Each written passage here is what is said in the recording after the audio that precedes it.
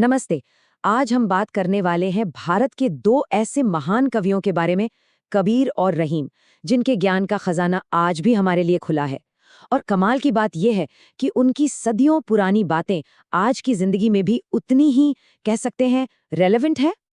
तो सवाल यही उठता है कि भाई 500 साल पुरानी कविताएं आज के इस फास्ट पेस जिंदगी की प्रॉब्लम्स को सॉल्व करने में कैसे काम आ सकती हैं? चलिए इसी सवाल का जवाब ढूंढते हैं। तो आखिर कौन थे ये महान कवि जिनका ज्ञान आज भी हमारे काम आ रहा है?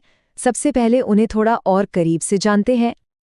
देखिए, कबीर और रहीम की दुनिया में जमीन आसमान का फर्क था। एक तरफ थे कबीर, एक साधारण जुलाहे, एक समाज सुधारक, और दूसरी तरफ थे रहीम, मुगल दरबार के एक बड़े मंत्री और सेनापति। मतलब दोनों की जिंदगी बिल्कुल अलग थी। लेकिन इन सारे फर्कों के बावजूद उनका मकसद सिर्फ एक था, जिंदगी की बड़ी बड़ी सच्चाइयों को आसान दोहों में आम लोगों तक पहुंचाना। और एक मजेदार बात यह है कि ये दोनों कभी मिले ही नहीं। असल में जब कबीर गुजरे, उसके करीब 38 साल बाद रहीम का जन्म हुआ था। लेकिन फिर भी जब हम इनके दोहे पढ़ते हैं ना, तो ऐसा लगता है जैसे जैसे ये दोनों वक्त से परे एक दूसरे से बात कर रहे हों, एक ही ज्ञान की धारा को आगे बढ़ा रहे हों। तो उनकी सीख का जो पहला बड़ा पहलू है, वो है हमारे शब्दों की ताकत। दोनों ही कवियों ने इस बात पर बहुत जोर दिया कि हमारे मुंह से निकले शब्दों में कितनी शक्ति होती है, बनाने की भी और सब कुछ बिगाड़ने की भी। कबीर ने शब्दों की इस ताकत को समझाने के लिए एक बहुत ही कमाल की बात कही है। वो कहते हैं, मधुर बचन है औषधि, कटुक बचन है तीर। मतलब मीठे बोल दवा जैसे हैं जो किसी के जख्म भर सकते हैं, और कड़वे शब्द वो एक तीर की तरह हैं जो दिल में ऐसा घाव कर देते हैं जो शायद कभी भरता ही नहीं। और कबीर का मतलब यहाँ सिर्फ इमोशनल पेन से नहीं था। उनका कहना था कि ये तीर कानों से होकर अंदर जाता है और इंसान को अंदर तक घायल कर देता है। जरा आज के जमाने में सोचिए, एक हेटफुल कमेंट या एक मीन ट्वीट, ये वो घाव हैं जो किसी फिजिकल चोट से कहीं ज्यादा गहरे होते हैं और बहुत लंबे समय तक दर्द देते हैं।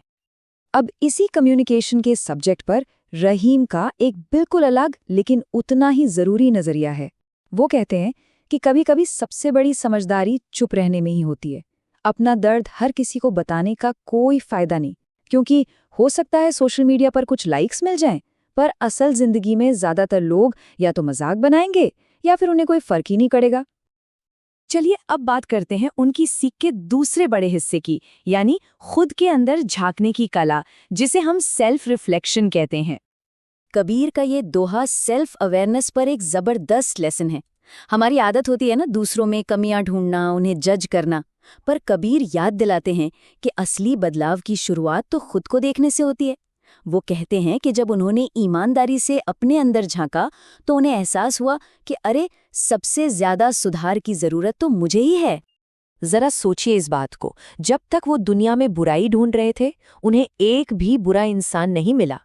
लेकिन जिस पल उन्होंने आईना अपनी तरफ मोड़ा, पूरी सच्चाई सामने आ गई।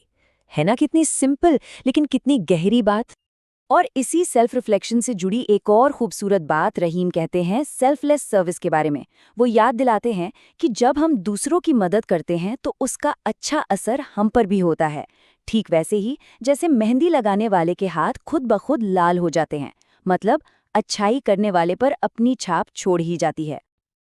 अब आते हैं उनकी ज्ञान के एक और अहम पहलू पर, जो जुड़ा है जिंदगी जीने की कला से। इसमें बात होगी पेशेंस और सही गलत की समझ, यानी विवेक की।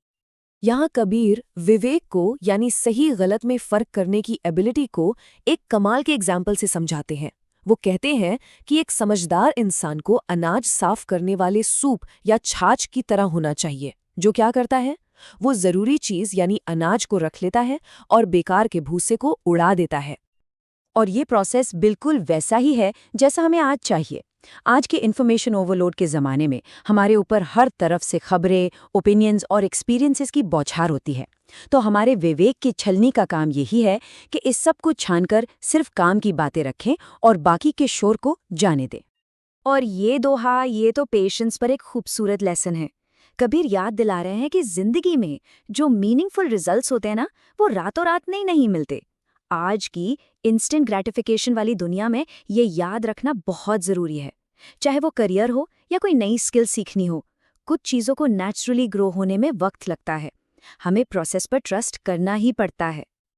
तो इन सदियों पुरानी बातों से आज की जिंदगी के लिए हम क्या टेकअवेज निकाल सकते हैं? चलिए इन मेन पॉइंट्स को एक बार फिर से देखते हैं।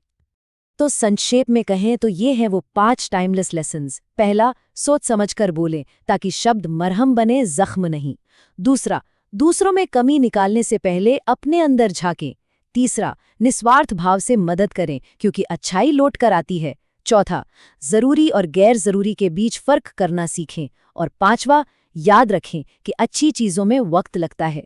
ये वो बातें हैं जो 500 साल पहले भी सच थीं और आज भी उतनी ही सच है। और आखिर में एक सवाल जो हम सबको सोचना चाहिए। आज की इस शोर शराबे वाली दुनिया में जहाँ हर किसी को तुरंत जवाब चाहिए, तुरंत रिजल्ट्स चाहिए, कबीर और रहीम की इन शांत और गहरी बातों में से ऐसी कौन सी एक बात है जिसे हमें आज सबसे ज्यादा सुनने और समझने की जरूरत है? ये वाकई एक सोचने वाली बात है।